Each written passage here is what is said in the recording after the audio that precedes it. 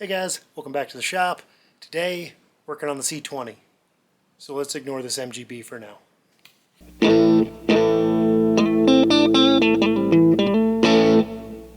So I just ordered a whole bunch of parts for the C20 on LMC. Just going to go through it, lay it all out, then we'll see what I can get to. Here's all of it, unboxed. I'm obviously not going to be doing any of the sheet metal right now, so I'm going to put that aside, and then we're going to talk about what on this table I'm actually going to do. And by on the table, I mean like around the table. Alright, so we got it all laid out. This little corner right here is the blazer, some gaskets for the mirrors, and some rollers for that rear window. The rest of this is the C20. What I put away are rocker panels, cab braces, and door sills, and a little bit of floor section, because I am not going to mess with welding any of that anytime soon. I just wanted to get it so I had it. What I am going to do is a lot of interior stuff. Mostly interior and a little bit of exterior and mechanical. So basically I want this to be nice and reliable.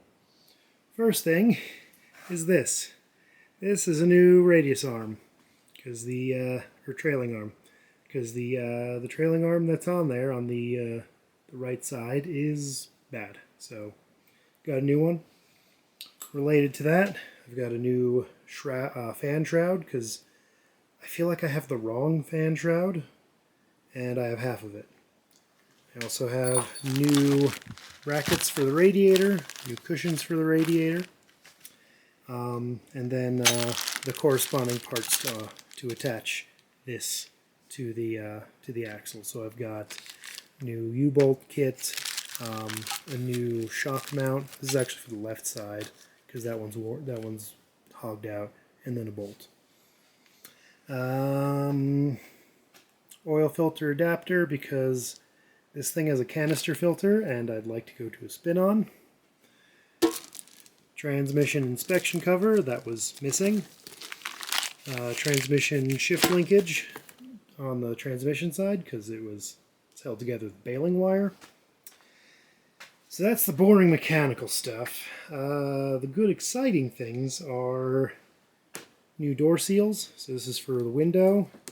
So waste seals and around the top of the glass, the channel. Marker lights, front turn signals, some gaskets for the marker lights, some these are the actual like fixtures for the tail lights, because I had to damage one of those. I also have the appropriate pigtail to go with that, so I can fix my wiring. This is a dome light lens. Got various screws. I don't remember what they're to. Got some light bulbs for gauge illumination, turn signals, and then their regular bulbs were just cheap. They're like $1 a piece, so I got some extras. Some escutcheons for the doors. A set of hardware for the inner door panel, ignition lock ring, a little trim piece that goes underneath the steering column, because that's missing. Sets of mirrors, because they're kind of crusty, and one of them was like booger welded back together. Defroster vents, defroster piping. And then some of the real fun stuff. So in here is a new dash pad. In here is a new gauge cluster instrument panel. And then in here, which I'm pretty excited for, is a dual voice coil speaker. So this is a single speaker that takes the factory mono speaker, and this is actually a stereo speaker in one, so I can run both channels to it. It obviously doesn't have any good stereo separation, but it will let me run a modern radio in the truck. And we'll talk about that radio soon. Yeah, that's all the goodies. And I do plan on doing pretty much all of this weekend. Finally time to start taking care of that pile. We'll see how far I can get in the weekend. We're going to start with the radiator and the shroud, and then we'll see. I'm mostly going to focus on mechanicals first, and then we'll do the cosmetics. So the first thing we're going to do is get rid of this shroud, which is somehow also holding the radiator on. That's not how it should be, as far as I've seen. So we've got the correct radiator clamps to go right there, and then some fresh pads, because why not?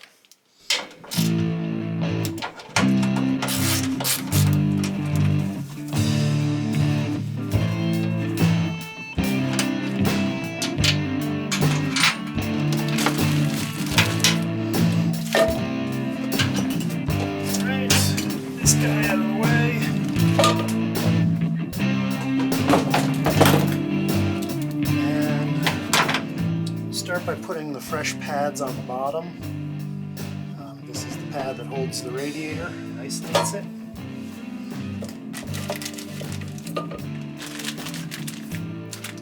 that'll go there. But yeah, I'll do that, and then I'll actually slip the shroud on first, just to get it around the fan nice and easy, before I actually attach it.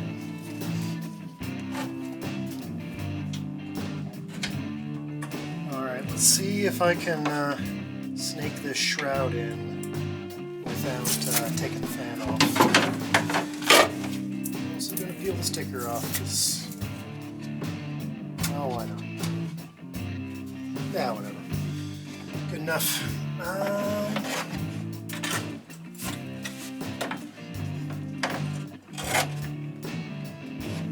Nope.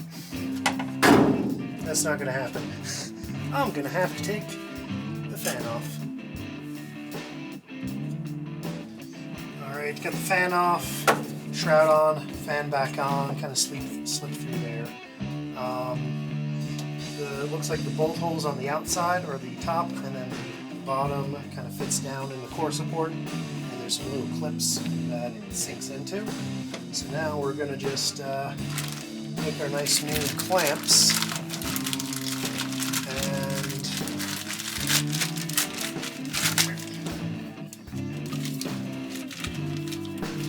Pads.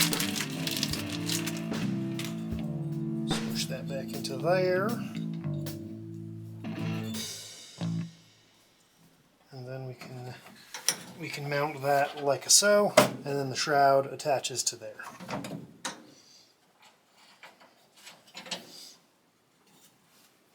Now these should be the correct pads. They say for a 3-row radiator, and I counted, and this is a 3-row radiator.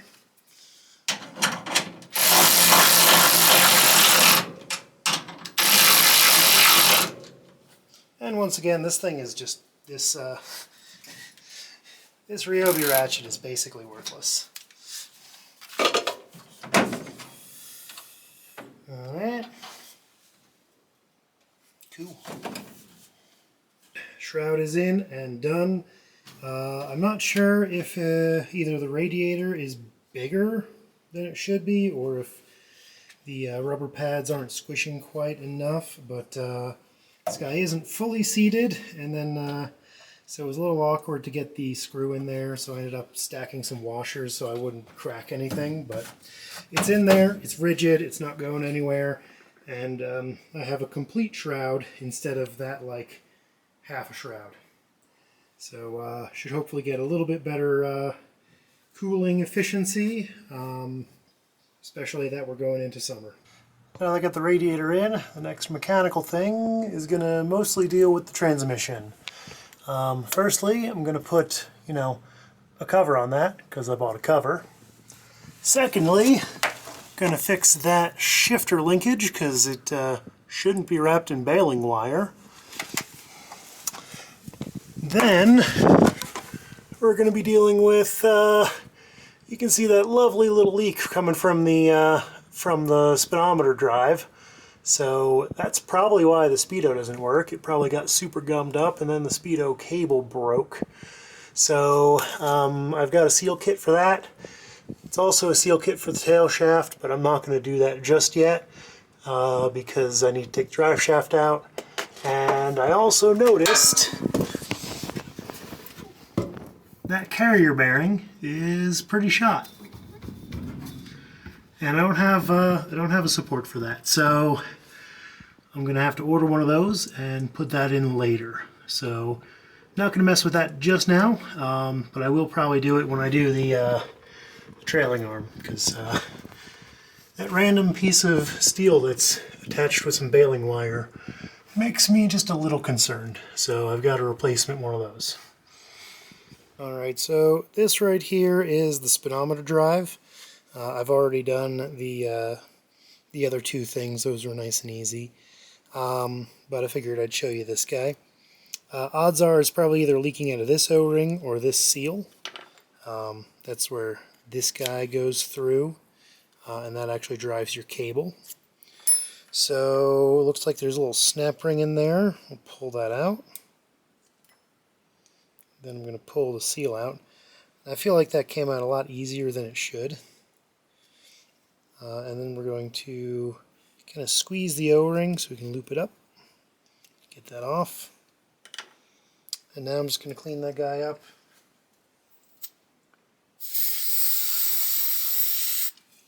I broke my tip off.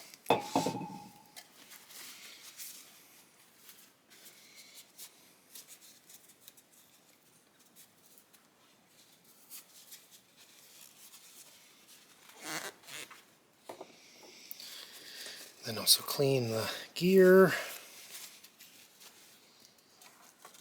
Now I've got this part of the seal kit,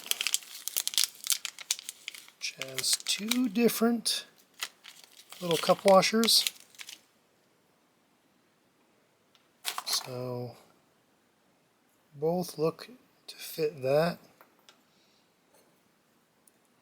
And that one's too big, so we'll do this one. Now what we want to make sure we do is put the cup facing inwards, because we're trying to seal the fluid from coming out. So it's going to go in this orientation with the cup shaped like this.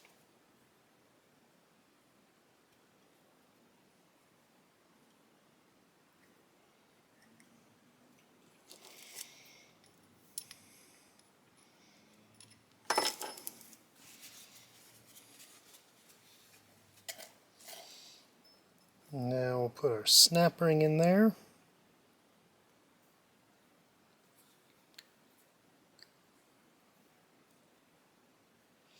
It doesn't actually have a place to sit, it's just kind of, I think it's just there to hold it, like gently.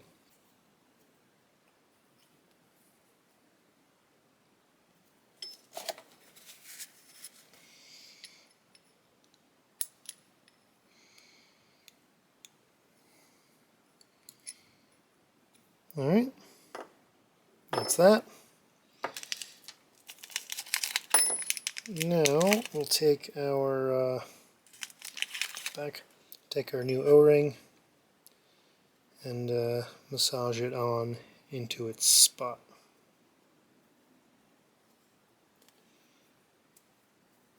And there we go.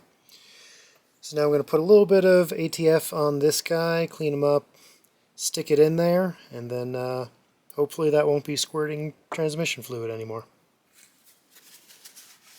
Alright, speedometer drive is back in. The shifter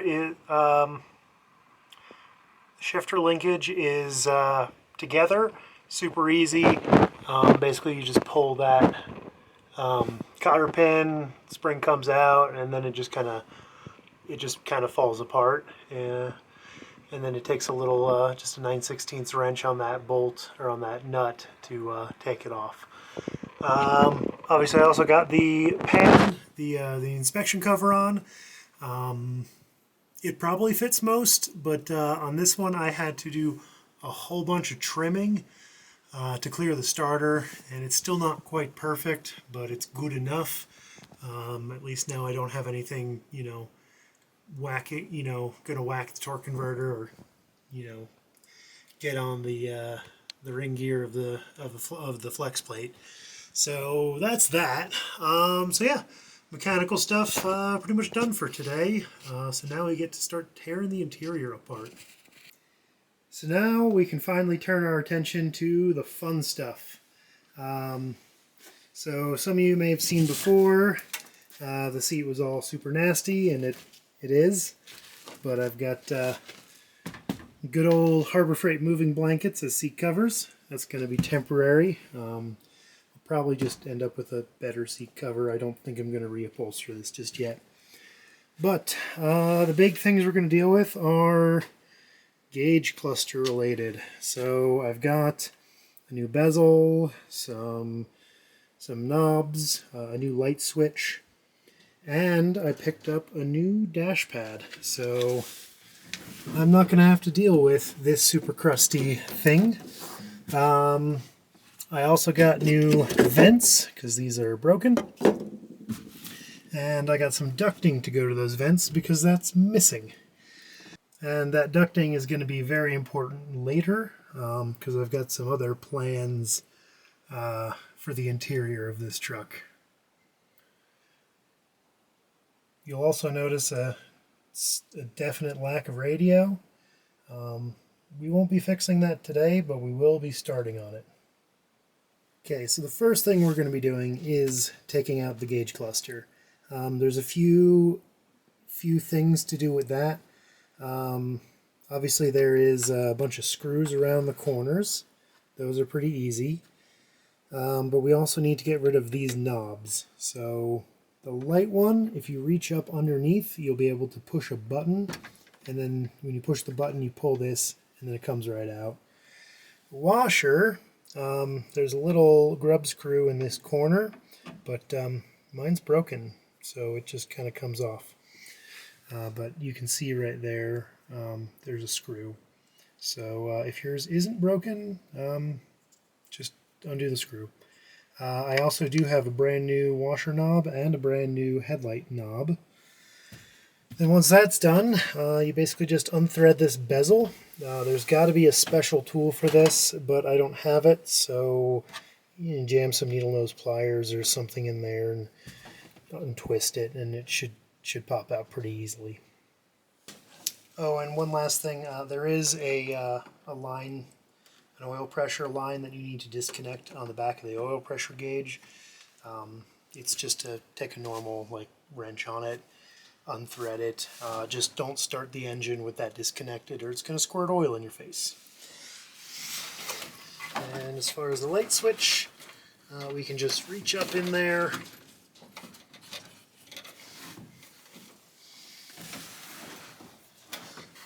Steering wheel's kind of in my way. I'm just going to get it. So just reach up in there. You feel the switch. I'm moving the switch. There's a button. Push the button.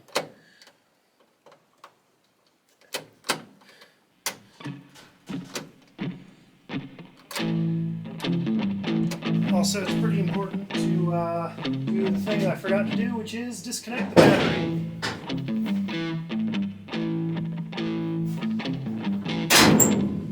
So anytime you're fiddling under there with electronicals, just disconnect the battery so you don't accidentally short something or shock yourself or burn the truck to the ground.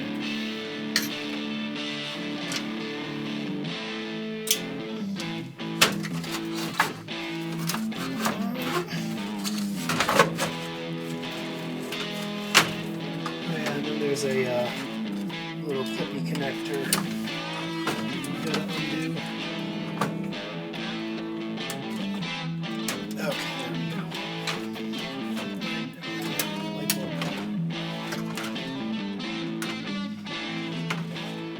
And there we go.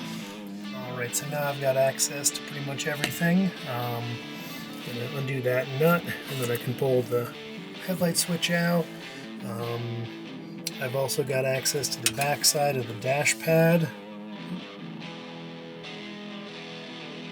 Focus. backside of the dash pad. There's a couple speed nuts on there, in addition to some screws on the front. And I've also got access to route my heater ducting. So I'm going to probably start by taking the dash pad out, and then we can clean everything, and then probably do the ducts and go from there.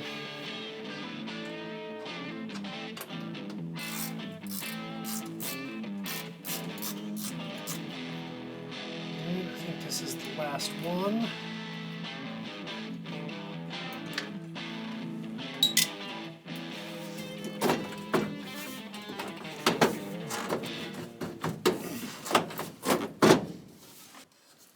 It doesn't feel... Okay, there we go.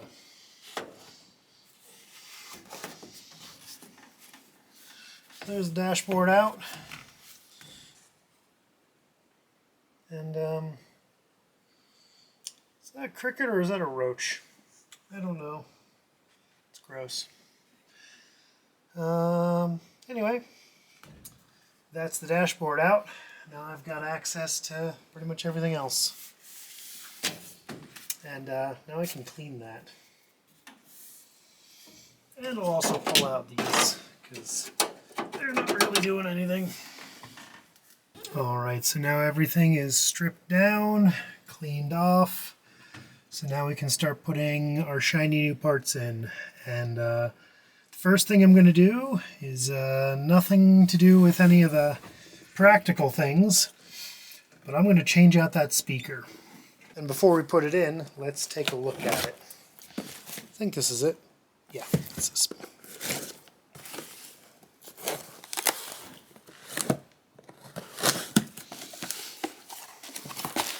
So this should just fit in the speaker hole. I think this whole situation here is our bracket, and then that's kind of vestigial, but I know it clamps with this. And then we've got our left channel and our right channel. So the way this works is you can feed your left and your right channel into this and get your stereo signal. Obviously without much stereo separation, but you still get the signal.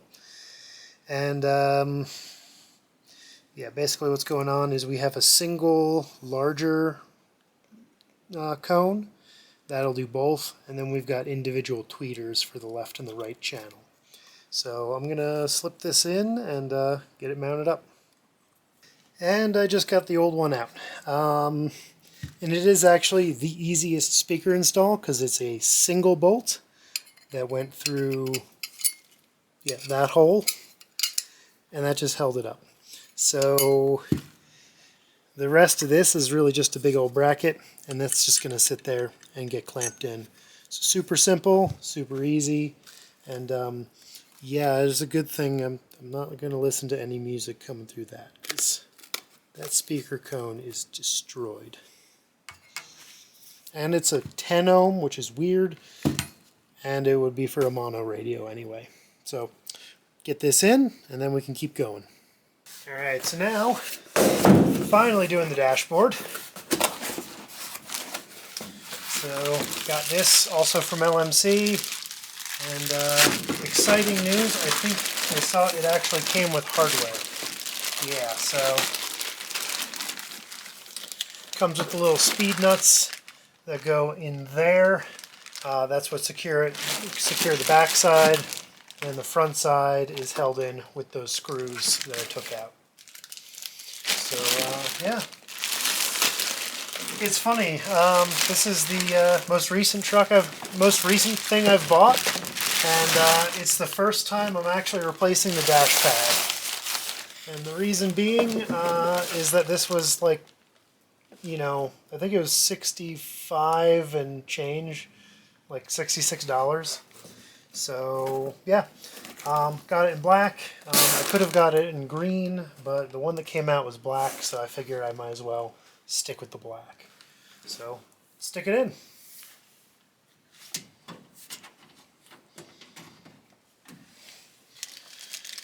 Alright, that laid in there super easy. So now we're going to start attaching these speed nuts. You probably don't need the gauges out, but it definitely makes this a lot nicer. Alright, dash pads in and looking nice. So much better than that cracked thing. Eventually I'll deal with the steering wheel. So now the next thing we're going to do as far as dash related things is the heater duct vents and the actual, well, the vents and the actual duct. So that should be pretty easy. These guys should just snap into place. I got the shiny chrome ones because I don't know, I think they were like $1 more than the black ones, and I feel like there was too much black and they didn't make green, so doing chrome and then doing the duct, and that'll be important later. So got the vents mounted, both sides. The way they go is there's a little bit of an angle to it, and that's going to go towards the firewall. Got my ducting in on both sides, and the reason I wanted to do this pretty quick is because I wanted to see how much room I was going to have in there for the radio. So I didn't want to build out a glove box situation and then not have room for the vent. So now I know where the duct is going to live. We can we can build out our glove box. But that's going to be another day, because we're going to keep going back and turn our attention to this big hole right here. So here's the old crusty gauge cluster with my old gauges in it, and I decided to freshen that up. So this should hopefully be the correct part. And look at that. Doesn't that look so much better? So I still might save this and do something with it, but all we got to do now is pretty much just take this apart, take these screws out, swap this to there, and then install it. Alright, got everything cleaned up, put it back together. Let's see. There we go. Obviously, the needles are still pretty bad. I might take this apart later and repaint those. And I tried my best cleaning the lenses, but that'll probably also need to be replaced as well. So it's getting there, but it's not perfect. But it is so much better than that. Oh, I just tripped it.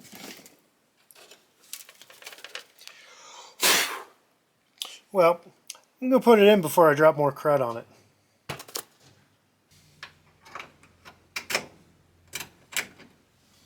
Alright. I don't think this is too bad for one day. Got some of the mechanical stuff done, freshened up a lot of the interior. It's kind of getting late on Saturday. Tomorrow I'm going to do a little bit more. We're going to deal with the doors. So we're going to replace the escutcheons in there and there, as well as do the window track and the mirrors, because my mirror's broken. So yeah, that's going to be it for right now. So I think that's going to be all for today. I'll see you next time. Thanks for watching. Oh, and one last thing.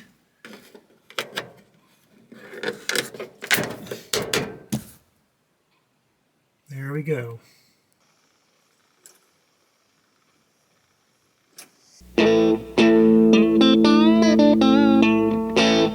I swear I'm not wearing the Gumby shirt to match. It just kind of happened that way.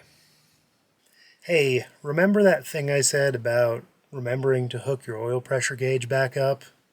Well, it's 2 days later, and I just flipped the truck around and completely forgot. So, yeah, remember that.